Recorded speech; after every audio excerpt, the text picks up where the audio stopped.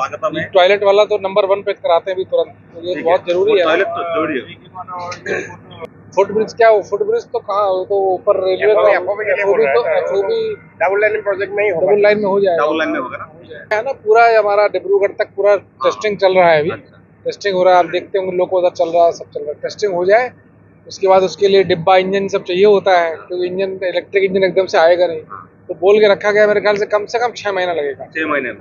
और आपको समस्या आपको बता ही दिया, स्टेशन टीटागढ़ स्टेशन का जो समस्या है फुलफिल होगा, आप क्या कहना चाहेंगे इसके बारे में? बिल्कुल फुलफिल होगा, क्यों नहीं होगा, थोड़ा समय लग सकता है, कुछ चीज़ तुरंत हो सकती है।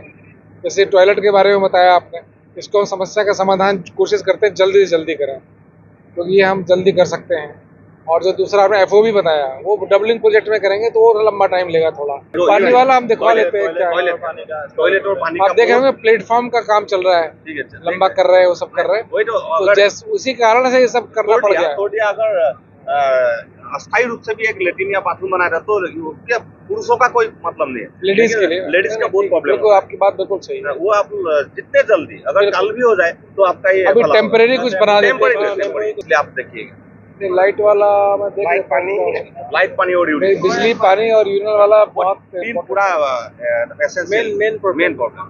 আজি ডিআৰএম গৰাকী তিতাবৰ ৰেল ষ্টেচনত আহি যেতিয়া উপস্থিত হোৱাৰ লগে লগে আমি তিতাবৰ আঞ্চলিক ছাত্ৰ সন্থা আৰু অসম সেনা তিতাবৰ আঞ্চলিক সমিতি এটা সজাতি দলে তেখেতৰ লগত আলোচনাত মিলিত হওঁ আৰু দুখনকৈ তেখেতক আমি এই ষ্টেচনটোত থকা অসুবিধাসমূহক লৈ পিনে বা যিসমূহ নাই সেইসমূহক লৈ পিনে দুখন আমি স্মাৰক পত্ৰ তেখেতক প্ৰদান কৰোঁ। আৰু স্মাৰক পত্ৰ প্ৰদান কৰালে তেখেতৰ লগত যিসমূহ আলোচনা হয়, আলোচনাসমূহ কিন্তু আমাক ইতিবাচক কিছুমান আমি ইংগিত তাত পাইছোঁ। যেনেধৰণে আপুনি চাওক, ষ্টেচনটোত এতিয়া যি বনাই আছে, বনাই থকা সময়ত লেট্ৰিন আৰু বাথৰুম ভাঙি পেলোৱা হ'ল, আৰু ভাঙি পেলোৱাৰ বাবে মহিলাসকলৰ কিন্তু প্ৰস্ৰাৱ কৰাত বহু অসুবিধা হয়। গতিকে তেখেতৰ এই কথাখিনি কওঁতে তেখেতে প্ৰস্ৰাৱগাৰেই হওক বা বিশুদ্ধ খোৱা পানীৰ ব্যৱস্থা হওক বা লাইটৰ যি ব্যৱস্থা, সেই ব্যৱস্থাটো তেখেতে অনতিপলমে কৰি দিয়াৰ আমাক প্ৰতিশ্ৰুতি প্ৰদান কৰিছে। আৰু লগতে যি আপোনাৰ ইলেক্ট্ৰিকৰ জৰিয়তে যি ইয়াত ট্ৰেকটো বনি আছে, সেইখিনিও অনতিপলমে 6 মাহৰ ভিতৰত ইয়াত বৈদ্যুতিক সংযোগী ট্ৰেইন চলাচল কৰাৰ ব্যৱস্থা কৰাৰ আমাক আশ্বাস প্ৰদান কৰে।